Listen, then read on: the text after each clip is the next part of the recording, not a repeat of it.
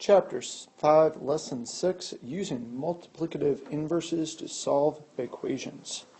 So that's a big word, multiplicative inverses. And what it means is it's basically the same thing as a reciprocal. So if you look here, if we have this equation right here, negative 4/15 times x is equal to negative 10 over 33.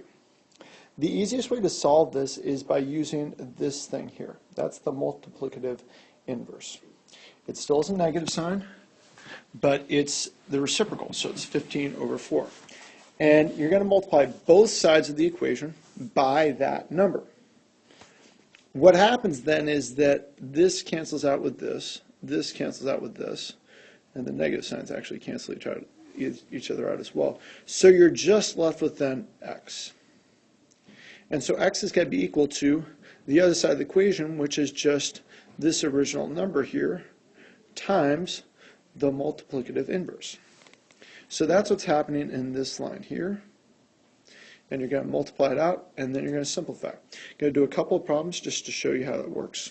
So if you have problems like this, you're going to go ahead and just figure out, okay, well, this here is a problem where I can use the multiplicative inverse just immediately. So I'm going to multiply both sides of the equation by the reciprocal of this, or the multiplicative inverse. So it's going to be 18 over 13 is what I'm going to multiply both sides by.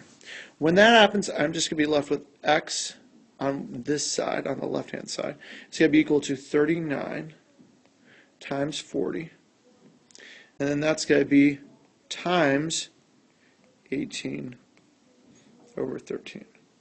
Because the whole idea is that you're going to go ahead and you're going to cancel this out. Just like we did before, if it was 2x is equal to 10, we divide by 2. We're just trying to get that x isolated all by itself. And the way to do that is using the multiplicative inverse for this in this case. So then when I do that problem, I then can see if I can simplify. I actually can, as 13 goes into 39 3 times. Then this here, I know that 2 goes into this, and so it would be 20, and 2 goes into this, so it's going to be 9. So my answer is going to be 27 over 20, because I'm just multiplying the 3 times the 9 on the top, and the 20 times the 1 on the bottom. So it's going to be equal to 1 7/20. We've got to do another one here. So let's see here. For this problem here, the multiplicative inverse is actually going to be 121 over 96. So I'm going to multiply both sides of that. When that happens, I'm left with the following. I'm left with x on that side, because that's why you're using the multiplicative inverse, so you can cancel out the other stuff, times negative 3 over 11. And then that's going to be times the multiplicative inverse. Now, don't forget about that negative sign in front of the 3 there.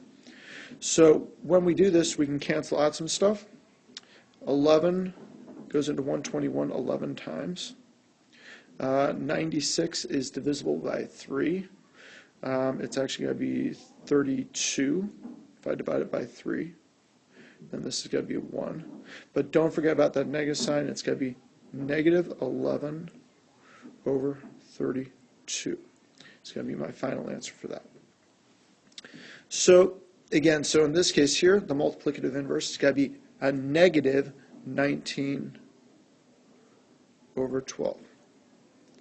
And you can put the negative sign wherever you want. For this one here, the multiplicative inverse is going to be a negative 12 over 7. And then you're just going to multiply that by, on that side, you're going to multiply this one by that side there. So let's look at the more complicated problems, are these two-step problems. It's the same thing that we've done before. If you can imagine, if you had a problem like this, 2x plus 5 is equal to 15. That should seem pretty straightforward at this point. You're just going to subtract 5 from both sides.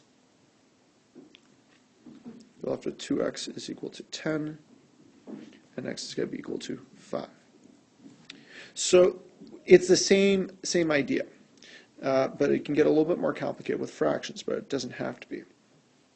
So let's look at this example here. If we have 8/15 x plus 7/20 is equal to 13/20, what we're going to do is, first of all, we're going to subtract this term from both sides. We're going to do that because then we're isolating the variable so it looks like this.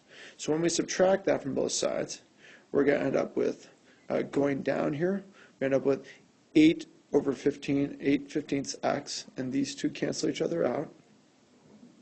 And then that's equal to 13/20 minus 7/20. So 13/20 minus 7/20 is going to be 6/20. And you still have the coefficient 8/15 in front of the x. Then we're going to use the multiplicative inverse. 15/8, we're going to multiply both sides by 15/8. That cancels out, that cancels out. You're just left with x. And then you multiply it out, and you can simplify some of this, and eventually you get to 9/16. Let's look at a couple of these problems here.